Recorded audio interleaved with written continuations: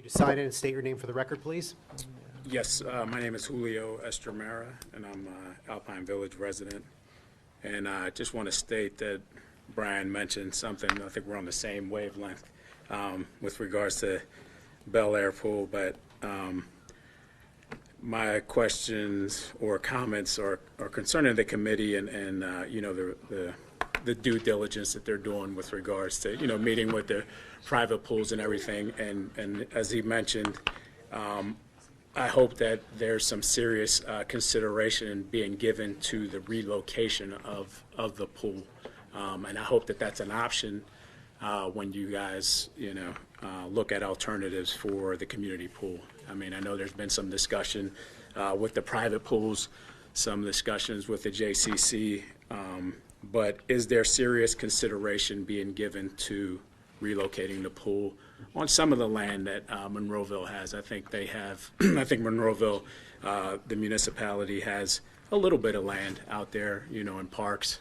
The Monroeville Community Park. There's several parks located throughout all of Monroeville. So I hope that, you know, there's some option out there that perhaps, you know, relocating the pool to one of these parks, perhaps Heritage Park, that's an area. And I guess my suggestion, you know, when looking at relocating the pool is developing, you know, looking at, you know, a plan as far as relocating that pool, not necessarily doing it all at one time, you know. Obviously, you know, using the money from the sale of the pool, pursuing grants, maybe a slight increase in memberships, you know, sponsorships from businesses, local businesses in the community, and then going through and following, setting up a 5 or 8 or a 10-year plan where the first step would be obviously the pool. You know, you're at a park where there's facilities there already, there's running water, so those are some of the things that wouldn't be needed. You know, you could expand on that later on. So you kind of develop a 5 or 8 year plan where each year some amenity gets added to this pool. You know, we don't need to have, you know, the Taj Mahal all at one time at one location. So I mean, I guess my main point is that I hope that, you know, what's happening with the committee is that this is a serious, this is being considered seriously, and not just where can we piece out the Bel Air Barracudas, where can we piece out the programs, where can we get a couple of the private pools to say, hey, we'll take on some of the community members. You know, I'm hoping that this is an option out there, and you know, and I know that, you know, as Eric Poach as the head of the committee, you know, if there is something that we can do, you know, I know there's quite a few members that would be willing to help and go out and solicit, you know, funding and pursue these grants and sponsorships out there.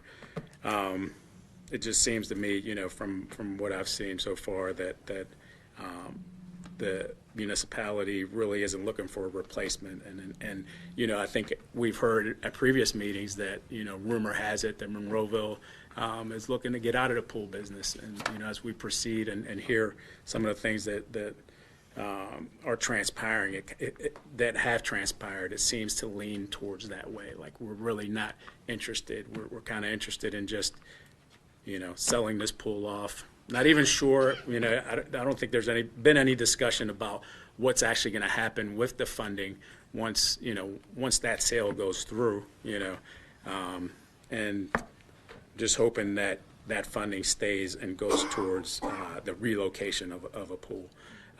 And I guess I have a couple more questions. Is there any documentation citing the Turnpike's refusal to allow the municipality to hold on to the pool for more than beyond, you know, this upcoming season? You know, the conclusion, the season's already ended.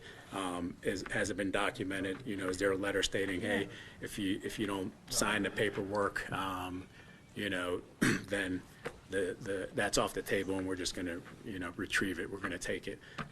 And if that is the case, how long?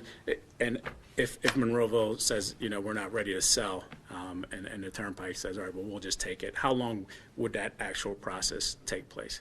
How long is it for that for Their them to offer seize it. comes off the table January 1st. Yeah, so January 1st, are they going to come in with their bulldozers and take over the land? That's what I want, like, what happens if that offer's off the table, Monroeville declines to sell it just now, and then the Turnpike says we're going to retrieve it, you know, by eminent domain? How long of the process is that? And lastly, I just have a scenario, you know, so as of today,